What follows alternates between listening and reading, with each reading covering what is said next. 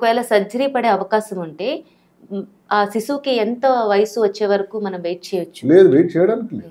అది ఎంత ప్రాబ్లం ఉంది.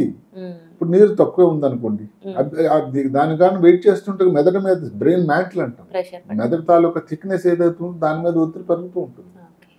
ఎందుకంటే ఇప్పుడు ఆపరేషన్ చేసినప్పుడు ప్రతి వాళ్ళు అడిగి ఒక స్టాండర్డ్ ప్రశ్న ఉంది, సార్ మా బాబు స్కూల్కి వెళ్ళి బ్రైట్గా ఉంటాడా మిగతా పిల్లలాగా?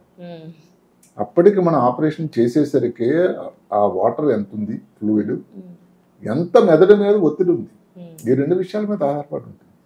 అది 100% ఆపరేషన్ చేసే ముందు ఒక్క భగవంతుడు తప్ప ఎవరు కూడా గ్యారంటీ.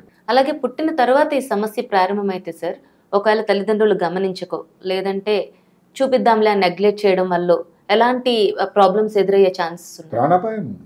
ఇందాక చెప్పాం కదా, బ్రెయిన్ లో పొటలు లాగా ఏదో కిలోల బరువు ఉండడానికి అవకాశం లేదు, సెంటీమీటర్లోనే ఇబ్బంది అవుతుంది. అది గ్రహించకపోయినా మెదడు లోపల బ్రెయిన్ స్టెమ్ అని ఒక ముఖ్యమైన కేంద్రం ఉంది. బ్రెయిన్ స్టెమ్ అంటే ఇప్పుడు ఊరికి కరెంట్ సప్లై ఉంటుంది, ట్రాన్స్ఫార్మర్ ఉంటుంది కదా, అలాంటిది.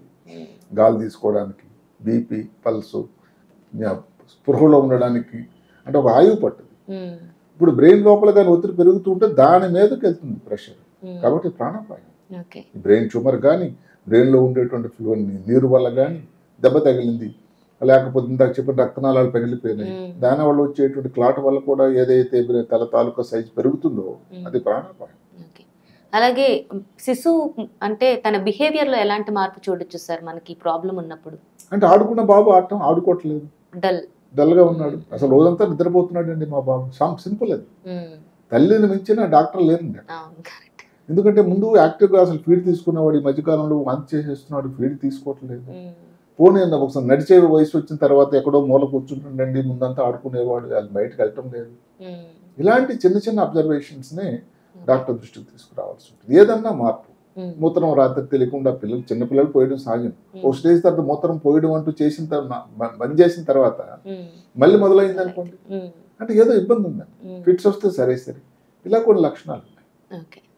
అలాగే దీనికి వైద్యం ఏముంటుంది సార్ మనకి? అదే మరి ఏ కారణం వల్ల వచ్చింది అన్నదానికి ముందు చెప్పినట్టుగా ఏదైతే బెనైన్ ఫెమిలియల్ మ్యాక్రోకెఫలీ అంటే కుటుంబంలో వచ్చిన దానికి వైద్యం ఏం అవసరం లేదు. అంటే వంశపారంపర్యంగా చిన్నపిల్లల్లో ఏదైతే వచ్చిందో దానివల్ల వచ్చి వాళ్ళు మామూలుగా శిశువు అంత యాక్టివ్గా లేకుండా మైల్ స్టోన్స్ లేట్ అయినట్టయితే దానికి మనం ప్రయత్నం చేయడం తప్ప ఇంతవరకు కూడా ఇది ఇస్తే నార్మల్ అయిపోతారని లేదు. హైడ్రోకెఫలస్ ఏదైతే ఉందో ఫ్లూయిడ్ ఎక్కువ బ్రెయిన్లో అయినట్టు దానికి వైద్యం సర్జరీ చేయాలి. బ్రెయిన్ ట్యూమర్ కూడా సర్జరీ అవసరం. టీబీకి అన్నది ముందు మందులు ఇచ్చే ప్రయత్నం చేయొచ్చు. అట్లా ఏ కారణం అన్న దాన్ని బట్టి మనం ఆలోచించాలి.